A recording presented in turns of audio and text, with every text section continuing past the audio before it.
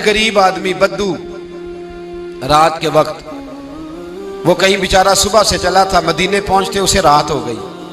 उसने डरते हुए ना खैमा बाहर लगा लिया। जहां रात हुई ना, आधी रात हो गई, 1-2 बजे समझ ले पहुंचा मदीने, तो उसने बाहर ने खैमा लगा लिया। बीवी उसकी उम्मीद से थी, बच्चे की विलादत का वक्त करीब आ गया, बीमार हो गई, उसने खैमा लगाया।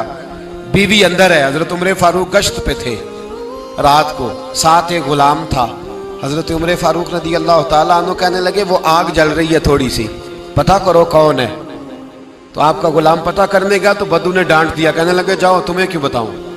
हजरत उमर खुद गए, कहने लगे मुसाफिर भाई बता तो सही। कहने लगा जी छोड़े, मैं आपको क्यों बताऊं, मैं कौन हूं, कैसे आया हूं। फरमाया खैमे के अंदर से कराहने की आवाज आती, कोई दर्द से चीख रहा है, बता हमें बात क्या है। कहने लगा जी मैं फलां बस्ती फलां इलाके का एक गरीब हूँ, अमीरुल मोमिनीन उमर फारूक से मिलने आया हूँ और रात हो गई है तो यहाँ खैमा लगाया है, सुबह मैं उनसे मिल के चला जाऊंगा। तो रात को तकलीफ देना पसंद नहीं किया, तो मेरी बीवी उम्मीद से थी, अब बच्चे की विलादत का वक्त करीब है, पास कोई नहीं। हजरत उमर कहने लगे तू ठहर, मैं अभी आया। चेहरे पे नकाब है, उसे बताया नहीं मैं ही अमीरुल मोमिनीन। उमर दौड़े गए, अपनी जौजा से कहने लगे अगर तुझे बहुत बड़ा अजर मिल रहा हो तो हासिल करेगी। क्या करूंगी, तो कहने लगे चल फिर मेरे साथ, बहुत बड़ा अजर है। एक दोस्त के यहाँ विलादत का वक्त है, जरूरत की चीजें साथ ले लो। उस औरत ने थोड़े दाने ले लिए, घी ले लिया। हजरत उमर से कहने लगी लकड़ियां इकट्ठी कर ले। अमीरुल मोमिनीन, काउंसलर की बात नहीं बता रहा आपको, मैं आपको एमपीए की बात नहीं बता रहा, एमएनए की बात नहीं बता रहा, जो 10 गांव को मिला के चेयरमैन बना उसकी बात नहीं बता रहा, उसकी बात बता रहा हूं जो 22 लाख मुरब्बा मील का हुक्मरान है। उसकी बात बता रहा हूं जो गली से गुजरे तो शैतान रास्ता ही बदल जाता है।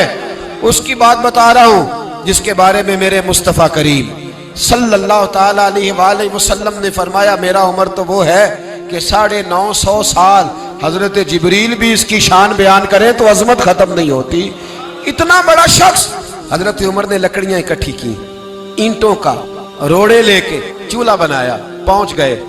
आपकी जौजा कहने लगी ये थोड़े दाने डालने, घी डालने और एक लकड़ी लेके इसको हिलाएं, तैयार करें। खुद जौजा अंदर चली गई, हजरत उमर बाहर पकाने लगे।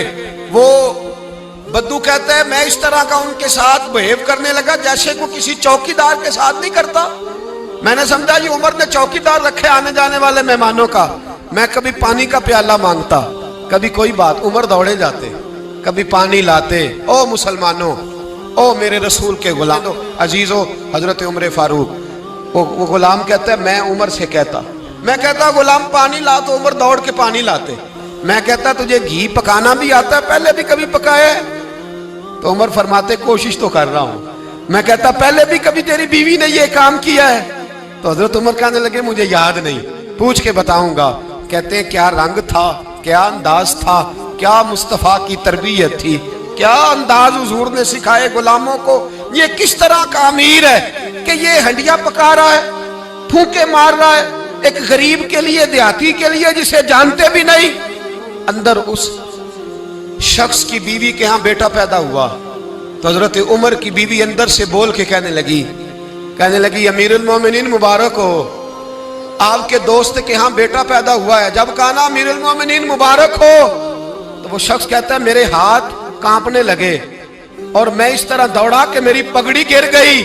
मैं दौड़ा तो उमर ने बुलाया, कहा किधर जाते हो? कहने लगा आप अमीरुल मोमिनीन हैं, आप अमीरुल मोमिनीन, आप उमर हैं।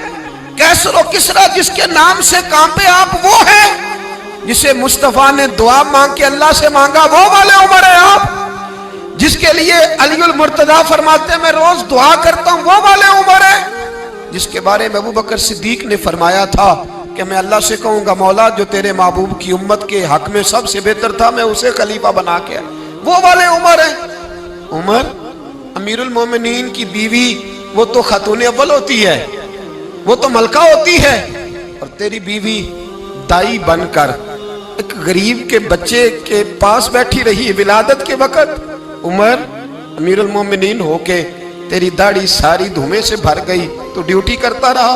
तो सैयदना उमर रो पड़े और उस बद्दू को सीने से लगा के कहने लगे तुझे पता नहीं तू कहाँ आया है, اس شہر کا پتہ ہے؟ اس نے کہا حضور کہاں ہے؟ فرمایا یہ میرے نبی کا مدینہ ہے، یہ مصطفیٰ کا مدینہ ہے، یہاں امیروں کا استقبال نہیں ہوتا، یہاں غریبوں کے استقبال ہوتے۔